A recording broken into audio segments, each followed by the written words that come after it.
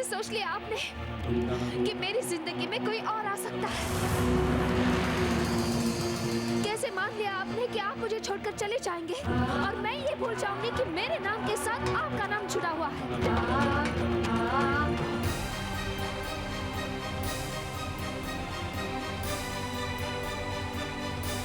पागल हो गई हो क्या?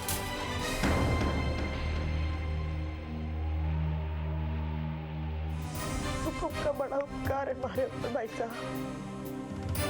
मेरी माँ से प्रार्थना करूंगी मैं, भगवान आप सुहाग हमेशा बनाए रखे, आपकी जोड़ी हमेशा सलामत रहे। वादा करता हूं कि इसके बाद अपने दोनों बेटों से दूर होने की कभी बात ही नहीं करूंगा।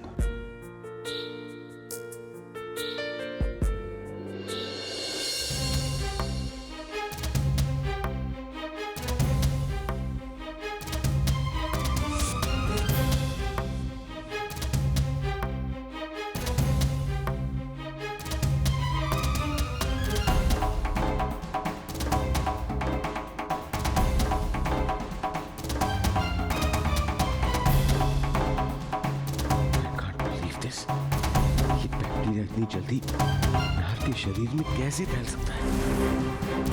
मुझे इसी वक्त नाहर से बात करनी होगी। उसे बताना होगा कि उसे कभी भी कुछ भी हो सकता है। अरे मामू साहब पकड़ो मुझे।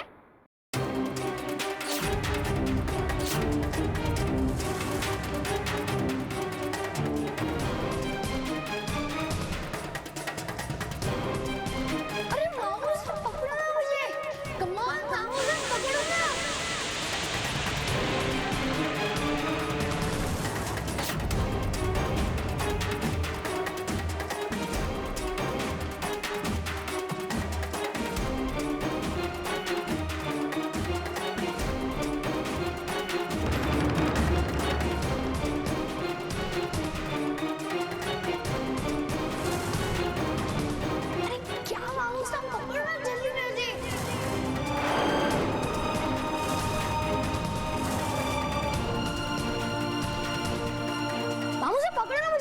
ईशान, तुम्हारे पापा बाहर बुला रहे हैं, जाओ।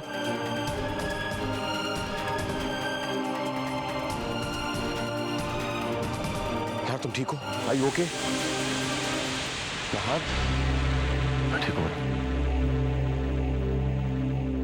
नहार, तुम्हारे लेटेस्ट टेस्ट की रिपोर्ट्स आ गई हैं।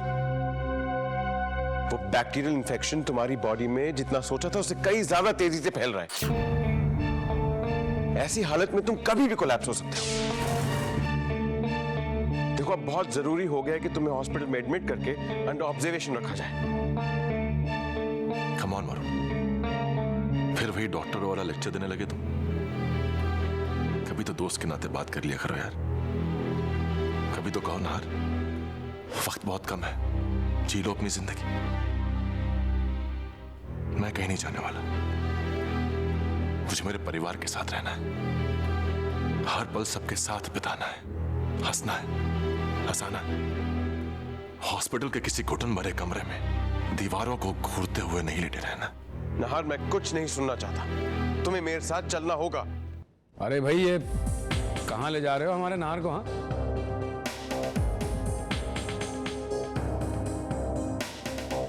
कुछ नहीं भाई साहब, कॉलेज के दिनों में मैं और वरुण कॉलेज के बाहर एक स्टॉल पर चाय पिया करते थे।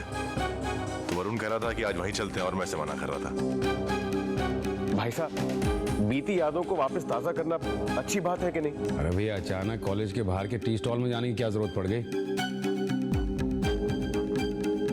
यही बात हो रही थी ना? क्या भाई साहब भी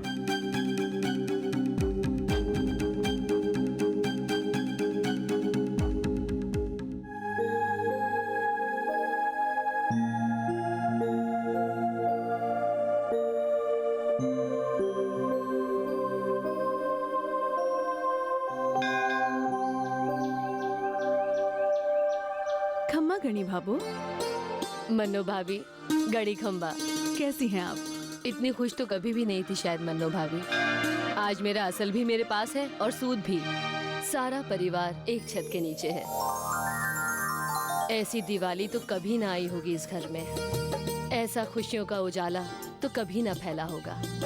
कहाँ हम एक बच्चे की किलकारी के लिए तरसते थे, आज घर के कोने कोने से बच्चों की किलकारियां गूंजती हैं। घर की बेटी पिया भी आई हुई है, सारी जिम्मेदारियां पूरी हो गई। अब तो तीर्थ का मन करता है कि आपके साथ चलकर चारों धाम में शीस नवाऊं। इंसान की जिम्मेदारियां कभी पूरी नहीं होती भाभो। जब लगता है सब कुछ कर लिया, तब जिंदगी अचानक एक नए मोड़ को सामने लाकर खड़ा कर देती है। एक नया सफर, एक नई लड़ाई की शुरुआत होती है। उसी से आंखें चुराना मुमकिन नहीं होता। वैसे कहने को आप जो भी कहें भाभो, लेकिन इस घर को छोड़कर आप जाएंगी कहाँ? वो तो आपने सही कहा मन्नो भाभी, ये घर मेरे लिए सब कुछ है। यहाँ से जाऊंगी तो अपने दोनों बेटों के कंधों पर ही जाऊंगी। वैसे तो रिवाज है कि चिता को अग्नि बड़ा बेटा ही देता है, लेकिन मैं तो सबसे कहूंगी कि अगर मुझे मोक्ष देना चाहते हो तो मेरे दोनों बेटे हैं, ब्रिजेश और नाहर, दोनों ही मेरी चिता को अग्नि दें।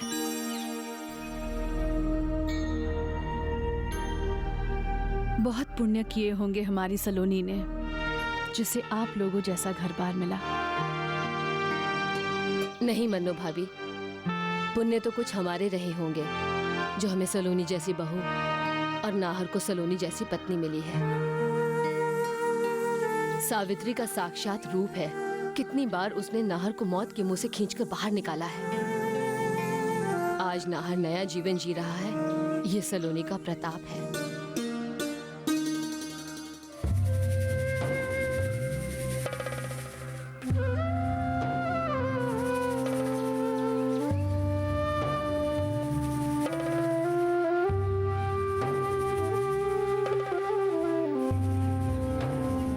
चलिए, अब आप यहाँ तक आई हैं तो घर चलकर चाय भी पी लीजिए हमारे साथ।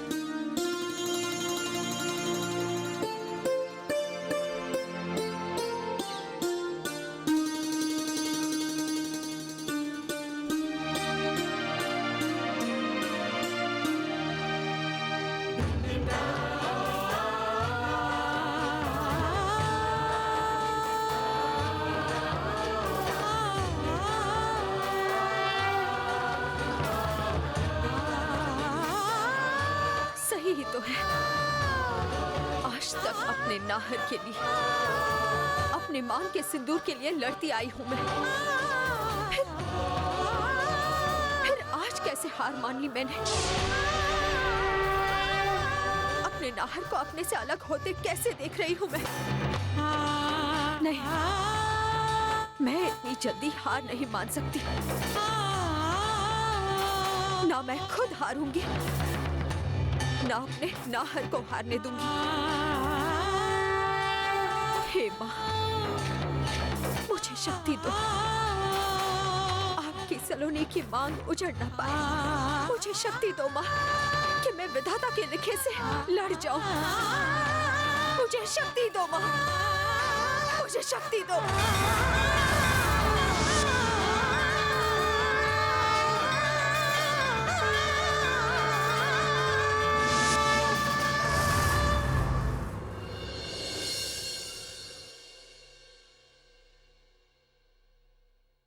मन्नो भाभी, रानी खम्मा। खम्मा खाई ब्रजेश सर। आप कब आए? बस भाभो मुझे मंदिर में मिल गई, कहने लगी चाय पी के जाओ, तो मैंने कहा ठीक है, बस अब जा रही हूँ घर। मन्नो भाभी, मैं आपसे कुछ पूछना चाहता हूँ। थारी धवने ब्रजेश साहब, पूछने की इजाजत मांग के हमें शर्मिंदा मत कीजिए। हम लड़की वाले हैं, लड़के वाले हुक्म देते हैं। पूछिए क्या पूछना था। मन्नो भाभी, कुछ दिनों से देख रहा हूँ मैं कि सलोनी और नाहर में एक अजीब सा बदलाव आ रहा है।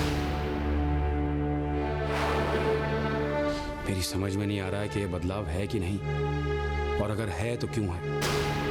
नाहर का इस तरह स्टाफ पर छोटी छोटी बातों को लेकर भड़कना, फिलॉसफी से भरी बातें करना और फिर एकदम से इमोशनल हो जाना। जब मैं सलोनी से पूछता हूँ तो वो कुछ बताती नहीं। ऐसा लगता है कि वो कुछ छुपा रही है। क्या आपने ये बदलाव देखा है मन्नो भाभी?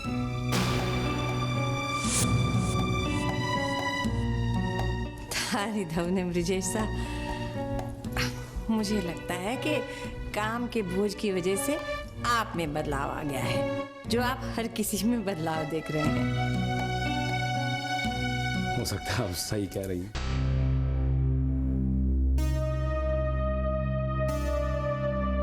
अच्छा मैं चलती हूँ। नहीं नहीं मन्नू भाभी, ऐसे कैसे? आपको नाश्ता करके जाना होगा। और देखिए आप कुछ नहीं कहेंगे क्योंकि हम तो लड़के वाले हैं ना। तो चलिए। तो मैं खुद ही फंस गई।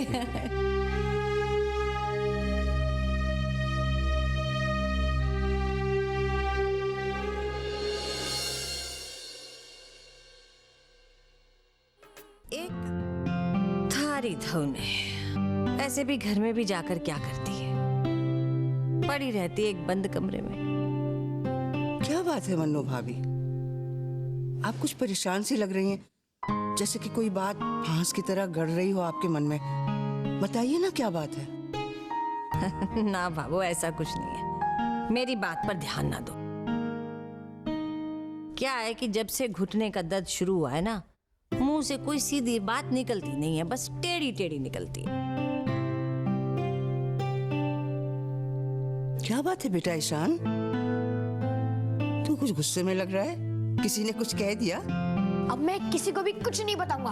बता दे बेटा, अगर बात को बहुत देर तक पेट में छुपा के रखो तो पेट फूल के मोटा हो जावे। आप कहते तो बता देता हूँ, वरना पहले आके बैठ शांति से और फिर बता क्या हुआ। अब बता, क्यों नाराज है और किससे नाराज है? पापा से। मेरा एक दोस्त है, उसके मम्मी पापा उसे रोज एक नई कहानी सुनाते हैं और वो मुझे ये कहकर चिढ़ाता है कि मेरे घर में किसी को कहानी आती ही नहीं है, और मुझे ये सब बातें सुनकर बिल्कुल अच्छा नहीं लगता।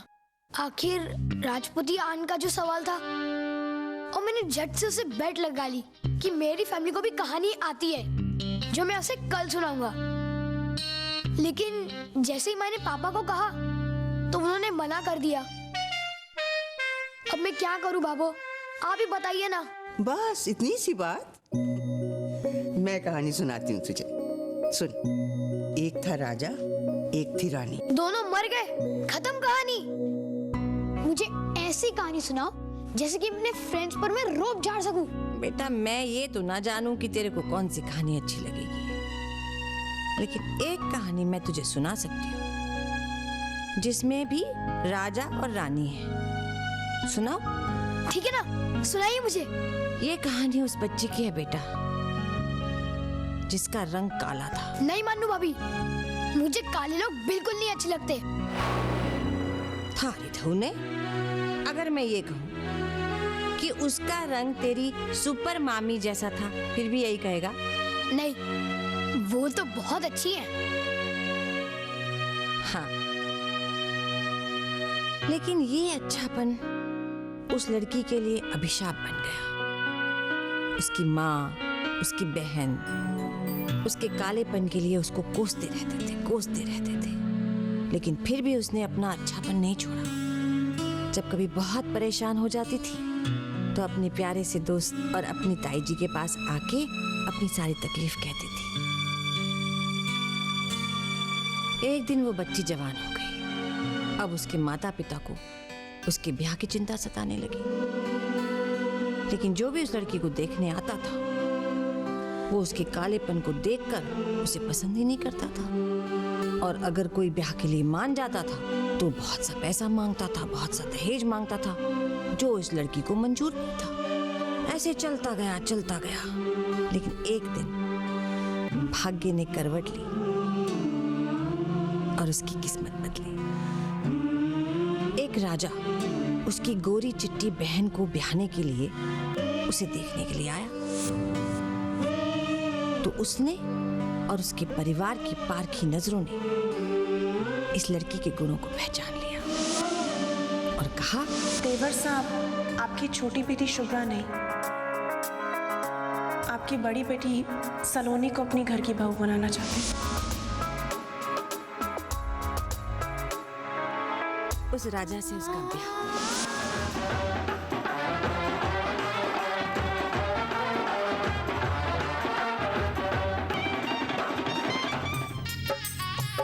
और वो काली साधारण सी लगने वाली लड़की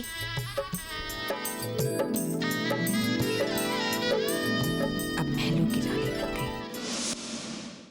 लेकिन एक दिन अचानक ऐसा कुछ हुआ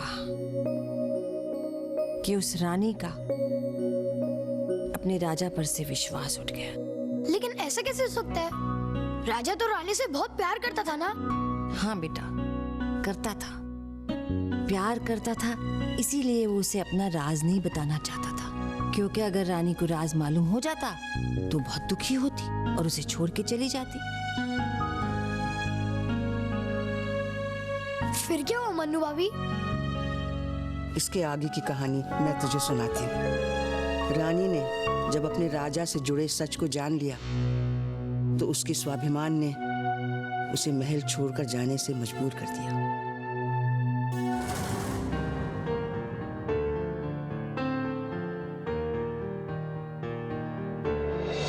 ये कहानी तो सुपर मामा और सुपर मामी से मिलती है, लेकिन मेरी मामी बहुत अच्छी हैं। घर छोड़ के जाने के बाद भी उन्होंने नाहर मामा का साथ कभी नहीं छोड़ा। बाबू, आपकी कहानी में भी रानी ने ऐसे किया था ना? हाँ बेटा, उसने भी ठीक वही किया जो तेरी सुपर मामी ने किया। अच्छे लोग एक जैसा ही सोचते हैं। फिर क्या हुआ? राजा और रानी के फिर से एक हो जाने पर सारा महल खुशियों से जगमगा रहा था। लेकिन तभी एक तूफान आया और जहां रोशनी थी वहां अचानक अंधकार छा गया। राजा की भाभी की सौतेली बहन ने महल में आके सबका चैन छीन लिया, सबके दिलों में जहर घोल दिया। और राजा और उसके बड़े भाई, जो दोनों राम लक्ष्मण की मूरत थे ना, वो तक अलग होने को हो गए। उस तूफान का राजा रानी ने डटकर सामना किया और वो तूफान चला गया और घर में फिर से खुशियां आ गई। लेकिन एक चीज की कमी रह गई। वो तूफान जाते जाते राजा के बड़े भाई के वंश को भी अपने साथ ले गया। राजा और रानी के साथ साथ पूरे परिवार की बहुत परीक्षाएं ली गई।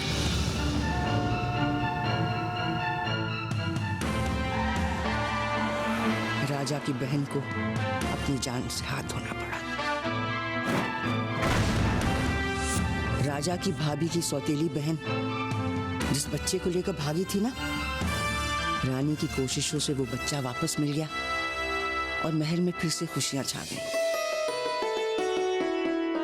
एक दिन वो बड़ी बहन राजा के चचेरे भाई से शादी का झूठा स्वांग रचाकर महल में आ धमकी। और फिर एक ऐसी जंग शुरू हुई कि जिसका ध्यान आते ही रूह कांप जाती है। रानी का राजा उस जंग के चक्रव्यूह में बुरी तरह फंसता चला गया। लिहाजा ये अदालत नाहर सिंह को दोषी समझते हुए सजाए मौत का हुक्म देती है।